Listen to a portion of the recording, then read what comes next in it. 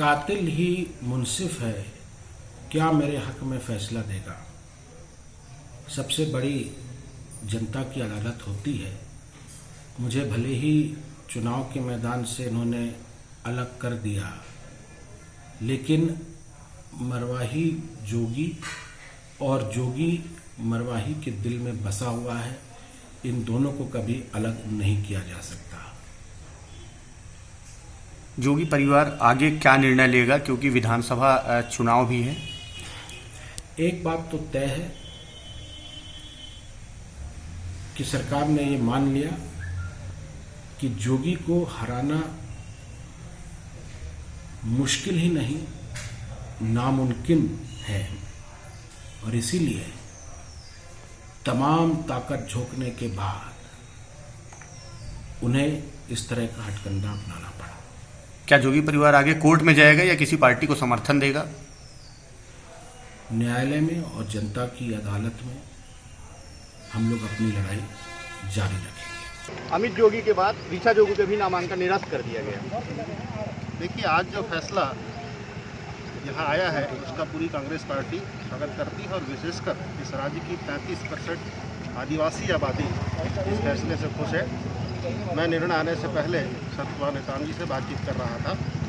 उन्होंने भी हमारी सरकार पर आस्था जताते हुए खुशी बताई है और ये कहा है कि 20 साल लंबी लड़ाई का परिणाम जो आया है वो सुखद है और आदिवासी समाज को न्याय मिला है। कांग्रेस की क्या प्रतिक्रिया, मतलब कांग्रेस की प्रतिक्रिया क्या? कांग्रेस इस फैसले का स्वागत करती है। अमित जोगी कह रहे हैं इसकी पूरी पहले लिखी गई थी। क्या आरोप लगाना उनका काम है, आज़ादी है उनको। तो अब ये कहा माना जाए कि कांग्रेस सीधा मुकाबला बीजेपी से करेगी, चुनौती कम मिलेगी सरकार को? नहीं, कांग्रेस पार्टी हर चुनाव को बहुत गंभीरता से लेती है। इस चुनाव को भी हमने बहुत गंभीरता से लिया है। सामने एक दल हो, 2 दल है या 5 दल से कोई फर्क नहीं पड़ता। हमारी गंभीरता वही रहेगी जो चुनाव की शुरुआत में थी, वो आज भी रहेगी। ये पहला चुनाव है और इस निर्वाचन प्रक्रिया को रद्द करवाया। न्यायालय के दरवाजे सबके लिए खुले हैं, जा सकते हैं, स्वागत होगा। ये पहला चुनाव है छत्तीसगढ़ राज्य बनने के बाद जिसमें जोगी परिवार चुनाव मैदान में नहीं है। एक महज सहयोग है।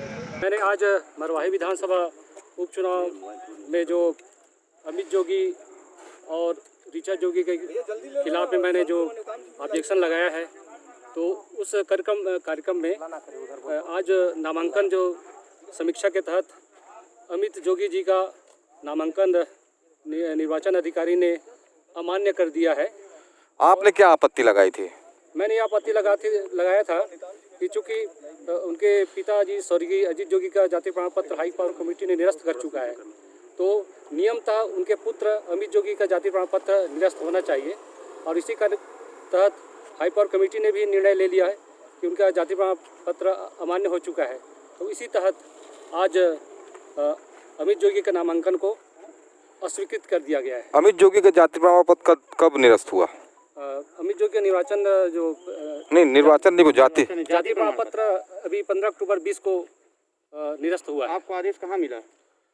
आदेश मुझे मिल चुका है। कैसे मिला, कब मिला? मुझे अभी प्राप्त हो गया है। तो नहीं, कैसे मिला, मतलब कैसे मिला आपको? अपने खुद अपने हाथ मिल गया है। हैंड टू हैंड लेके आए आप? हाँ, रायपुर से ही मेरे पास आ गया है, मतलब जो भी है। माध्यम क्या था आपके पास मिलने का? क्योंकि अभ्यर्थी बता रहे हैं कि मुझे तो अभी तक नहीं मिला। अब अभ्यर्थी की बात वो जाने, लेकिन हमको मिल चुका है। कैसे, माध्यम क्या था? बाई हैंड आया?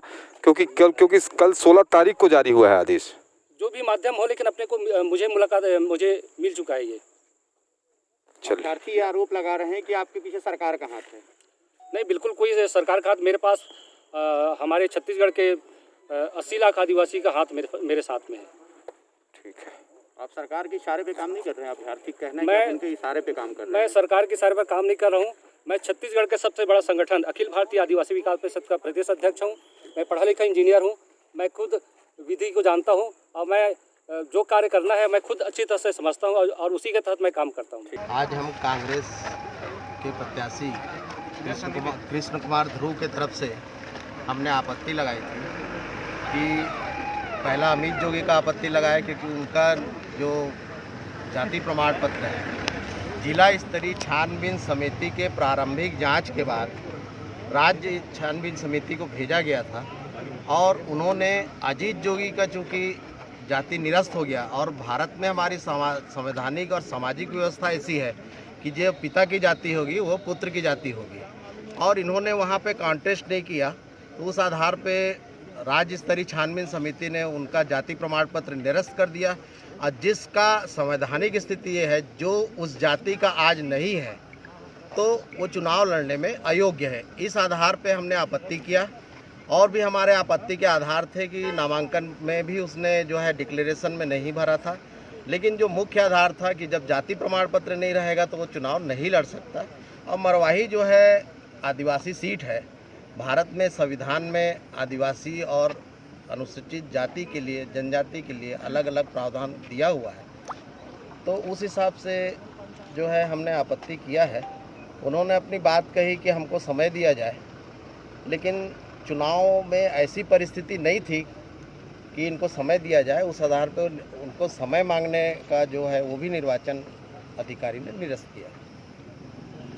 और ऋचा जोगी के उसमें जो है, ऋचा जोगी में हमने आपत्ति किया कि चूँकि उनका 15 तारीख को जिला स्तरीय छानबीन समिति ने निलंबित कर दिया है प्रमाण पत्र को, साथ ही साथ उसको प्रभावहीन भी कर दिया है और राज्य स्तरीय छानबीन समिति को उसको भेजा है। और राज्य स्तरीय छानबीन समिति जो है उस पर फाइनल निर्णय लेगी, लेकिन तब तक के उस जाति प्रमाण पत्र का उपयोग नहीं कर पाएगी, ऐसा सीधा ऑर्डर था। तो उस स्थिति में आज वो उस जाति की रही नहीं, निलंबित है उनका जाति, तो उस आधार पे हमने ऑब्जेक्शन किया और उस आधार पे वो जिला निर्वाचन अधिकारी ने उनका निर्वाचन निरस्त कर दिया। अमित जोगी का आरोप है कि नामांकन निरस्त अमित जोगी का आरोप है कि पूरी स्क्रिप्ट शासन के साथ मिलकर लिखी गई थी और इसके लिए न्यायालय की शरण में जाएंगे। अब वो कुछ भी कह सकते हैं, लेकिन आपको इसमें पता है 40 साल से अजीत जोगी की जाति के बारे में पूरे देश में लड़ाई चल रही है। हर बार वो न्यायालय का शरण लेके कहीं ना कहीं से कुछ ना कुछ बहाना करके टालते हुए, जो भी न्यायालय के स्थिति था कानूनी, उन्होंने अपना पूरा उपयोग किया। छत्तीसगढ़ आने के बाद भी 20 साल से उन्होंने इसका उपयोग किया। अल्टीमेटली सुप्रीम कोर्ट के आदेश से ही उनका जाति निरस्त हुआ, और जाति निरस्त होने के बाद वो हाई कोर्ट में गए तो हाई कोर्ट में उनको अंतरिम राहत इतना ही मिला था कि एमएलए-शिप उनकी रहेगी, लेकिन छानबीन समिति की रिपोर्ट को निरस्त स्टे नहीं किया था कोर्ट। वो अब जब पिता नहीं रहे उस जाति के तो पुत्र तो रह ही नहीं सकता। अब वो कोई भी आरोप वो लगा सकते हैं, लेकिन उनको ये भी देखना चाहिए कि 40 साल से जो एक गैर आदिवासी के पद का उपयोग करके सत्ता में रहा, मुख्यमंत्री बना, सब कुछ उन्होंने किया, तो आदिवासी और गैर आदिवासी की लड़ाई थी। और जो सच्चे आदिवासी की आज जीत हुई है, और मरवाही में जो आदिवासी हैं वो चुनाव लड़ेंगे। हम तो बाकी लोग के आपत्ति नहीं लगाए थे, जो गैर आदिवासी और जिसका प्रमाण पत्र निरस्त हो गया उसके ऊपर आपत्ति था।